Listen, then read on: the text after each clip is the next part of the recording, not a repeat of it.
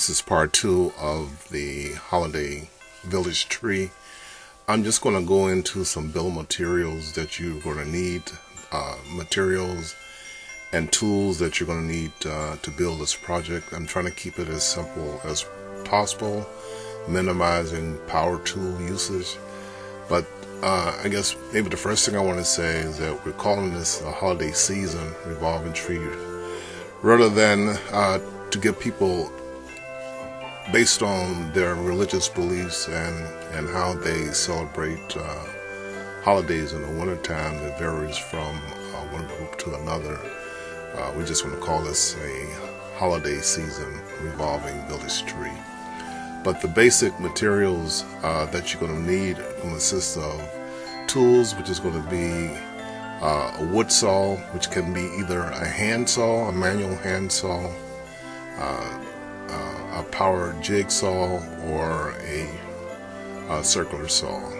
Also, you're going to need an electric drill, some wire pliers, Phillips head screwdriver, pencil, a yardstick, measuring tape, a 1/4 inch drill bit, a 5/16 inch drill bit, and an 1.5 inch paddle drill bit. As far as the materials are concerned, this is where I think you have to make a decision whether you want to do this or not. Is that the tree stand, I would suggest a revolving tree stand, but that's up to you. You may prefer to do a stationary tree stand to minimize cost.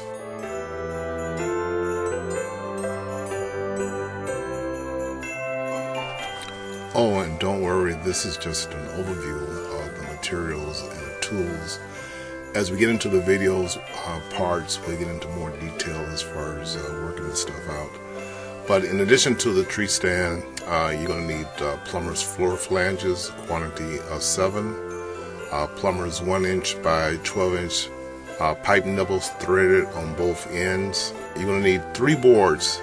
Each board is a 1/2 inch by 24 inch by 24 inch plywood, and we're going to end up taking those 3 boards and keeping one to 24 by 24 inches, cutting the second one down to 20 by 20, and cutting the third one down to 16 by 16, and the remaining pieces from that 16 by 16 we're going to use to make that final 1/2 inch 12 inch by 12 inch board, or I guess we can call it a shelf. Continuing on with the building materials, number 8, we'll need a box of cup hooks. That's optional, and once we get into details, I'll explain why you can use that versus number 9, which is the garden twist ties.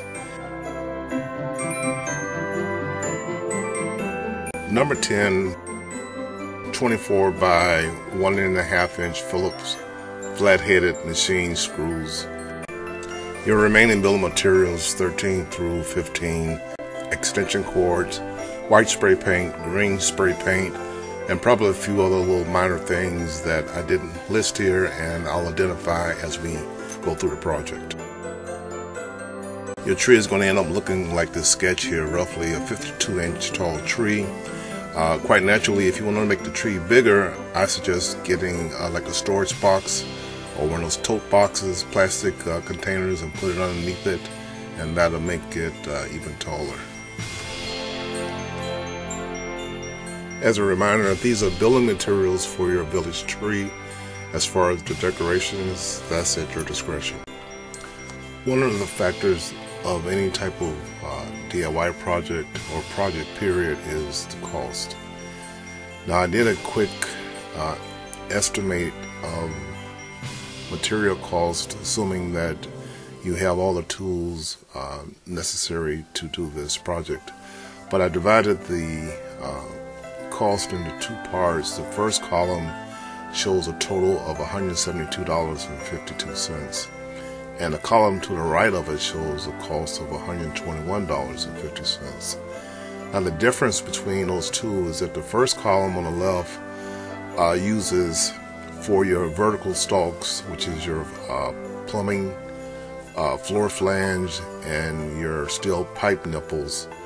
Those are going to cost, as you see there, $35 for the floor flanges for the quantity of 7, and for a quantity of 4 12-inch long pipe nipples, that's going to be roughly $25.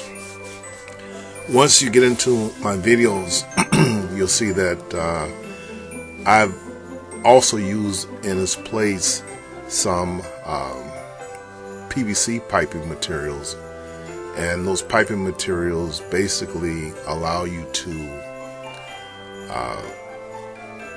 use a lighter weight material as well as a cheaper material and do it a little bit less expensive.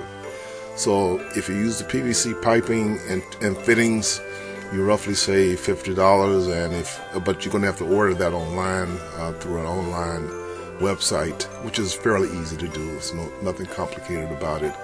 Or if you just want to go to a local big box home improvement stores and grab your iron flange fittings and your steel pipe off the shelves, that'll be the way to go too. But again, that's going to cost you roughly $50 more. That concludes this part 2 video. Like I say, in the future videos, we're going to get into more build outs rather than just talking. But I wanted to give you a bill of materials of the materials that you need so that you'll be prepared to go forward with this project. The critical path at this time is to purchase that stand, whether it's revolving or stationary. Stay tuned for the next part, I guess part 3.